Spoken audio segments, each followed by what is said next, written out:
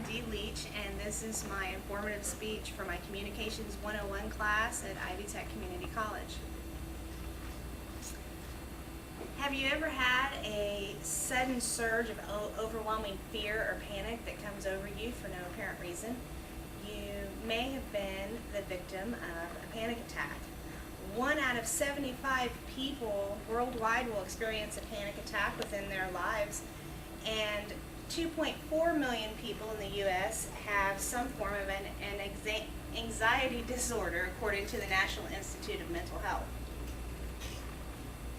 Stress is a part of our everyday lives, but when anxiety becomes severe, it can cause panic attacks and over time be diagnosed as an anxiety disorder.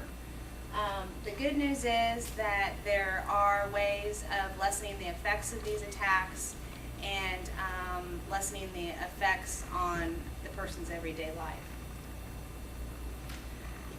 My personal experience, up until about 5 years ago, I didn't really know what a panic attack was or an anxiety disorder. But in the car coming back from vacation, I actually told my husband that we needed to call 911. I felt as though I was having a heart attack. And the paramedics came and they took my vitals and said, first question they asked me is if I'd been diagnosed with an anxiety disorder, and I said, no, of course not. And they said, well, there's nothing wrong with you. You need to control your breathing and probably find a place to stay for the night and get some rest. So when I got back to town, I ended up going to the doctor, and at that point I was diagnosed saying I had had a severe panic attack, and since then I've continued to struggle with them and been diagnosed as an anxiety disorder. So with this informative speech, I want to cover just a couple real quick questions. First of all, what is a panic attack? Secondly, what are the signs and symptoms of a panic attack? And what are some options to help prevent them? First of all, the basic definition of a panic attack, according to the National Institute of Mental Health, is an unexpected and repeated episode of intense fear accompanied by physical symptoms. There's actually 3 basic types of panic attacks. The first one is stress-related, usually caused by some kind of a life crisis that's happening. The second is for no apparent reason. The majority of people that are diagnosed with anxiety disorders, this is the kind of panic attack they have. It just comes out of the blue, just a thought triggers it. And the third kind is nocturnal. Many of the people that have panic attacks, these are very common. You have them while you're sleeping when your subconscious is in control, and you'll wake up sweating and feeling as though you can't breathe. Many times, as I was doing the research, a lot of the doctors are asked, are panic attacks serious? Well, from an emotional standpoint, yes, they are. They can cause severe phobias that cause people want to avoid situations that maybe they've had a panic attack at the time. From the physical side, no organs are damaged. They can feel like, again, it can feel like you're having a heart attack, but as the prevention methods are taken, there is no real physical damage. Okay, so let's look at some of the signs and symptoms now. The short-term physical effects, and I say short-term because they usually last anywhere from 10 to 20 minutes depending on the severity of it.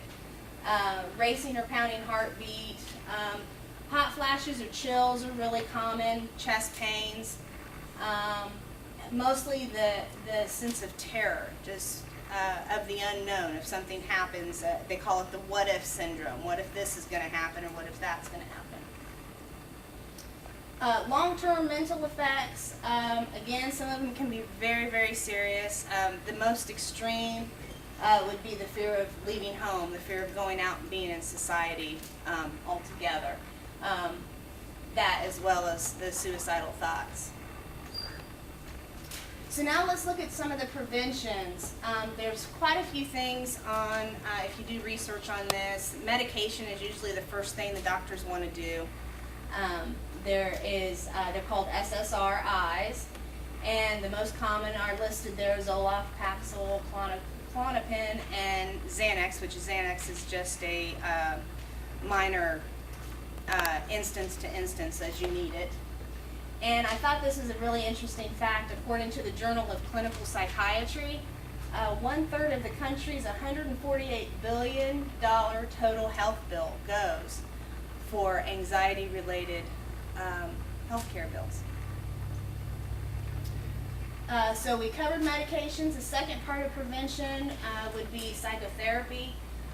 Usually when you hear psycho, people, they think, oh no, what are you talking about? It's more so the cognitive behavioral therapy, relaxation techniques, sitting down and talking about the situation that caused the anxiety or possibly when the panic attack occurred. Stress management is a big one. When you're having a panic attack, your adrenaline levels go sky high, so they say that aerobic exercise, being able to get some of your stress out, also yoga and breathing. Again, when you panic, you have a hard time breathing and you can hyperventilate, so the breathing techniques are really good. Third kind of prevention, decreasing the use of trigger chemicals. Caffeine, which is something that unfortunately I seem to live on. The Cokes, chocolate, coffee, also mentioned alcohol and illicit drugs. So these are the things that actually trigger anxiety and panic attacks. And the fourth thing that I saw as I was researching was the combination of a couple of different things. They might try medication as well as therapy, or stress management with therapy, and any of those combinations. So to summarize, we've come back to the original 3 questions, which was what was a panic attack, what is a panic attack, what are the signs or symptoms, and how can they be prevented.